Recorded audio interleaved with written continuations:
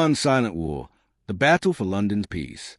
Good evening, and welcome back to UK Connors, where we dissect the political machinery that shapes our great nation. Today, we're diving into a story that brewing beneath the surface of London's transport network, a tale of social order, political maneuvering, and the age-old British virtue of keeping one's counsel in public spaces. While His Majesty King Charles III tends to matters of state from the splendor of Buckingham Palace, completely absorbed in constitutional duties and Commonwealth affairs, Mayor Sadiq Khan has quietly declared war. Not on crime, not on housing, but on something far more insidious, the plague of antisocial behavior that's transforming London's tubes and buses into acoustic battlegrounds. Picture this. You're settling into your morning commute, perhaps contemplating the day ahead or simply enjoying a moment's peace before the urban chaos begins. Suddenly, your tranquility is shattered by the thunderous bass of someone's questionable musical taste blasting from their mobile phone. The irony is palpable. In a city where we master the art of avoiding eye contact, where we'd rather miss our stop than ask someone to move, we're now forced to become unwilling participants in each other's entertainment choices. But here's where it gets particularly intriguing. Khan isn't just responding to complaints. He's positioning himself as a defender of civilized society. His latest campaign targets what officials are calling headphone dodgers, those brazen individuals who've apparently decided that public transport is their personal concert venue. The timing couldn't be more politically astute, with both the Conservatives and Liberal Democrats having recently seized upon this issue as a rallying cry for order. Now, let's be brutally honest about what's really happening here. This isn't merely about noise pollution or common courtesy, though heaven knows we could use more both. This is Khan establishing himself as a mayor who listens, who acts, who understands the daily frustrations of ordinary Londoners. While Westminster debates grand policies and constitutional reforms, Khan is tackling the gritty reality of urban life, one antisocial commuter at a time. The campaign itself is rather clever, if we're being objective. Posters across the Elizabeth line, that gleaming testament to British engineering, now politely remind passengers to consider their fellow travelers. It's quintessentially British, really, addressing antisocial behavior through the power of suggestion and mild social pressure rather than heavy-handed enforcement. Though one does wonder if politeness alone will suffice in an era where basic civility seems increasingly optional. What's particularly fascinating is the cross-party momentum this issue has generated.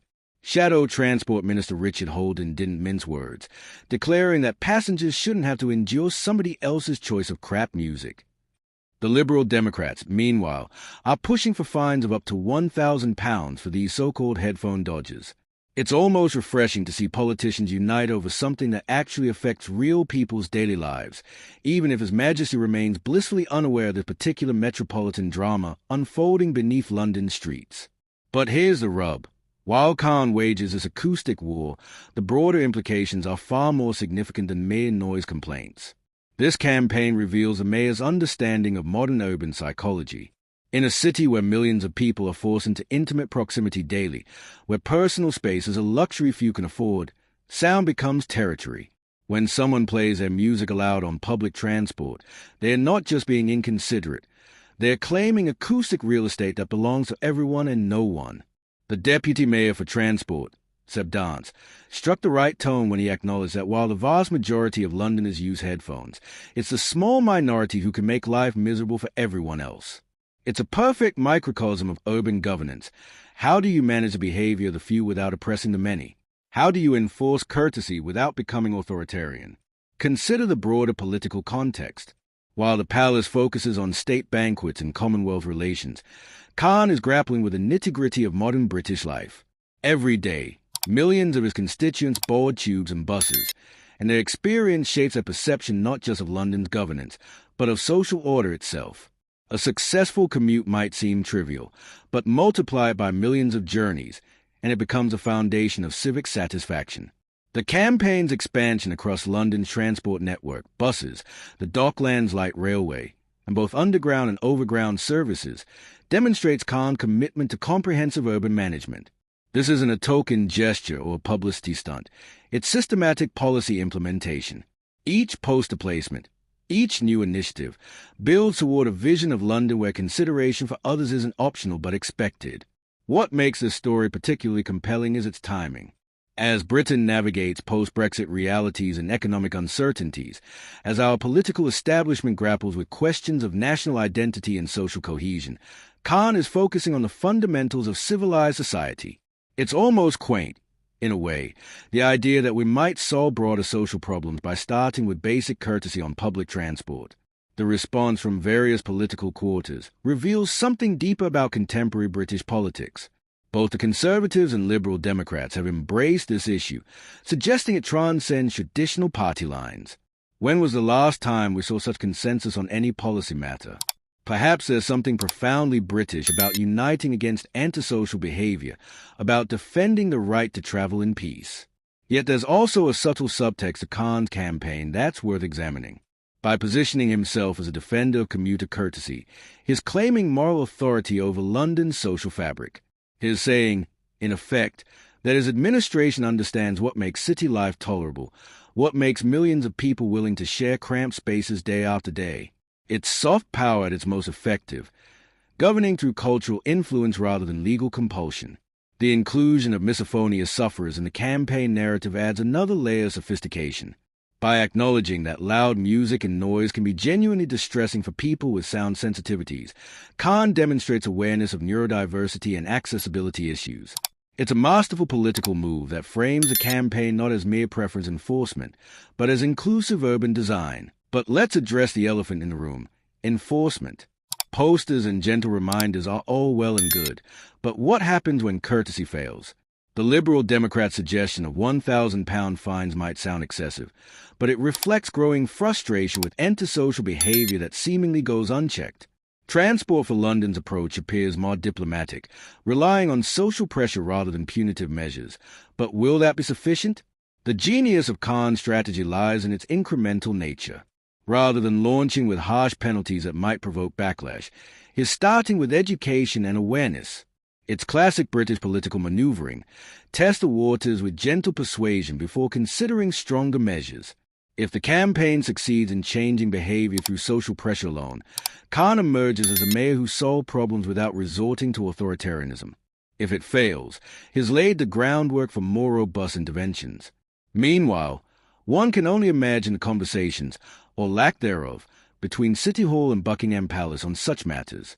His Majesty, focus on constitutional responsibilities and international relations, likely remains entirely removed from debates about commuter etiquette and headphone usage.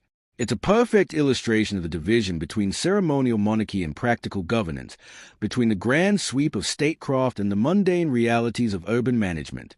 The broader implications of this campaign extend well beyond transport policy. Khan is essentially arguing that local government can and should shape social behavior, that mayors have a responsibility not just for infrastructure and services but for the quality of civic life itself. It's an ambitious vision of municipal authority that positions City Hall as a curator of urban culture. This approach also reveals Khan's political acumen. Rather than tackling contentious issues like housing costs or crime statistics, areas where progress is slow and results are debatable, he's chosen a problem with clear villains and obvious solutions. Everyone can agree that loud music on public transport is annoying. Everyone supports courtesy and consideration. It's politically risk-free activism that generates goodwill without significant opposition. The campaign's focus on the Elizabeth line is particularly shrewd. As London's newest and most prestigious transport link, it represents the city's aspirations for modern, civilized public infrastructure. By ensuring that social behavior matches the quality of the physical environment, Khan is protecting London's investment in world-class transport while establishing behavioral standards for the network's future. What's perhaps most remarkable about this entire story is how it encapsulates broader tensions in British society. We're a nation that prides itself on politeness and consideration, yet we're increasingly struggling with antisocial behavior in public spaces. Khan's campaign represents an attempt to reclaim those traditional values through modern governance techniques, a fascinating blend of old-fashioned courtesy and contemporary policy implementation. The cross-party support for addressing this issue also suggests that politicians across the spectrum recognize its symbolic importance. In an era of polarized politics, the defense of basic civility offers rare common ground.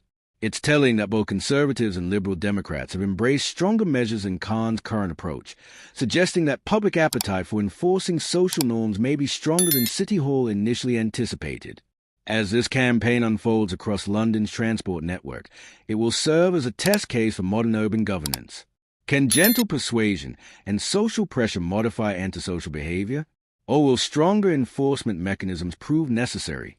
The answers will influence not just transport policy but broader approaches to managing civic behavior in dense urban environments. The success or failure of Khan's acoustic war will ultimately reflect not just on his mayoralty but on our capacity for collective self-governance. If Londoners respond positively to appeals for courtesy and consideration, it suggests that British civic culture retains its strength. If the campaign fails to change behavior, it may indicate deeper problems with social cohesion and mutual respect. For now, Khan continues his quiet campaign for transport civility, one post at a time, while His Majesty remains focused on matters of far greater constitutional significance. It's a perfect snapshot of modern British governance. Ceremonial authority concentrated at the top, practical problem-solving distributed throughout the system, and mayors like Khan quietly shaping the daily experience of millions of citizens. So there you have it, Khan's silent war against antisocial behavior, fought not with legislation or enforcement, but with appeals to our better angels. Whether this genteel approach will prove sufficient remains to be seen, but one thing is certain. In a city where courtesy is increasingly rare, any campaign that promotes consideration for others deserves our attention, if not our support. The battle for London's acoustic peace continues, and Khan has positioned himself as its unlikely general. Time will tell whether politeness can triumph over selfishness, whether social pressure can succeed where enforcement has failed, and whether May's gentle campaign can restore civility to one of the world's busiest transport networks. What do you think? Will Khan's approach succeed, or is stronger action needed? Let us know in the comment below, and don't forget to subscribe to UK Corners for more insights into the political forces shaping our nation. Until next time, keep watching, keep questioning, and keep demanding better from those who govern in our name.